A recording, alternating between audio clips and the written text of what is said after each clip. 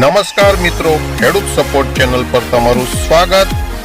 નમસ્કાર મિત્રો, જો તમે સૌરાષ્ટ્ર ગુજરાતમાં કપાસની ખેતી કરતા હો તો આજનો આ વિડીયો તમારા ખિસ્સા માટે બહુ કિંમતી સાબિત થવાનો છે, એ પાકું સમજો। આપણે બધા જાણીએ છીએ કે કપાસ એટલે સફેદ સોનું, અને આ કપાસના ભાવમાં રોજે રોજ જે કડાકા ભડાકા થઈ રહ્યા છે એમાં માલ ક્યારે વેચવો એ સમજાવવું બહુ અઘરું છે। રાજકોટ, અમરેલી, બાબરા કે ભાવનગર યાર્ડમાં માલ ક્યારે ઠલવવો, કપાસ ઘરમાં સંઘરી રાખવો કે વેચી નાખવો, આ એક જ નિર્ણયથી હજારો રૂપિયાનો ફરક પડી જાય।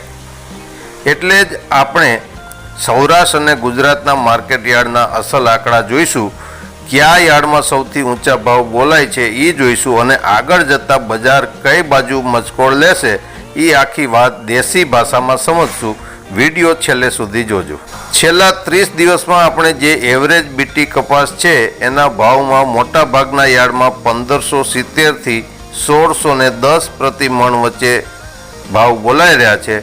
જે સાવ ઉતાર માલ કે ભેજવાળો કપાસ છે એના ભાવ મણના રૂપિયા 880 સુધી નીચે ગયા છે। પણ જો તમારો કપાસ એકદમ સૂકો, લાંબો તાર અને ચોખ્ખો ચણાક હોય તો ટોચના ભાવ 1851 સુધીના મળી રહ્યા છે।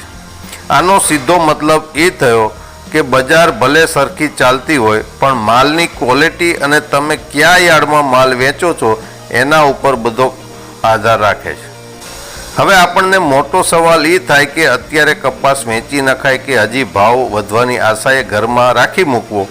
તો જુઓ ભાઈ, બજારને કઈ કઈ વસ્તુઓ અસર કરી રહી છે એ સમજી લ્યો। દુનિયાના બજારની સ્થિતિની વાત કરીએ તો આ વખતે વૈશ્વિક સ્તરે કપાસનો વપરાશ બહુ સારો છે, પણ સામે આંતરરાષ્ટ્રીય બજારમાં ઉત્પાદન થોડુંક ઓછું અંદાજવામાં આવ્યું છે। આને લીધે દુનિયાના બજારમાં કપાસની તંગી ઊભી થશે, એટલે ભાવ મજબૂત રહેવાની પૂરી ગણતરી છે। બીજું, સરકારના ટેકાના ભાવની વાત કરીએ તો આપણી સરકારે આ સિઝન માટે મધ્યમ તારના કપાસના ટેકાનો ભાવ રૂપિયા 7710 પ્રતિ ક્વિન્ટલ અને લાંબા તાર માટે રૂપિયા 8110 નક્કી કર્યો છે।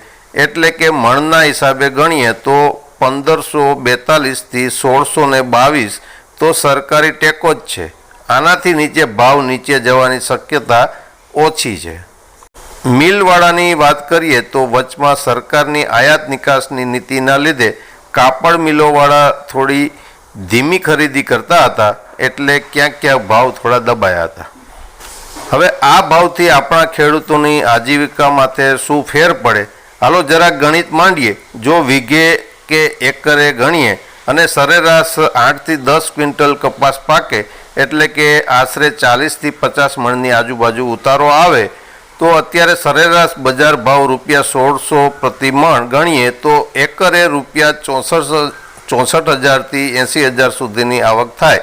અને જો બજાર થોડીક તેજી પકડે ને આપણને 1700 થી 50 થી 1800નો ભાવ મળી જાય તો ભાઈ ભાવમાં ઘણો ફરક પડી જાય। 2 પૈસાની વધારે કમાણી આપણા ખેડૂત મિત્રોને થઈ જાય, જે નવું બિયારણ લેવામાં, ટપક પદ્ધતિ વસાવવામાં અને ઘરના વ્યવહારો સાચવવામાં ટેકો આપે। જો તમારી પાસે કપાસનો સ્ટોક ઘરમાં પડ્યો હોય તો અત્યારે ઉતાવળે નિર્ણય ન લેતા મારી આ 3 વાતો ગાંઠે બાંધી લ્યો। પહેલી વાત એ કે ગભરાઈને માલ ના વેચો। બજારમાં બેદી ભાવ ઘટે એટલે મૂંઝાઈને બધો માલ એકસાથે યાર્ડમાં ન ઠાલવી દો। પૈસાની જરૂર હોય તેટલો જ વેચો, બાકીનો સુપર માલ તેજી આવે ત્યારે જ કઢાય। બીજી વાત એ છે કે રોજ ભાવ ઉપર નજર રાખો।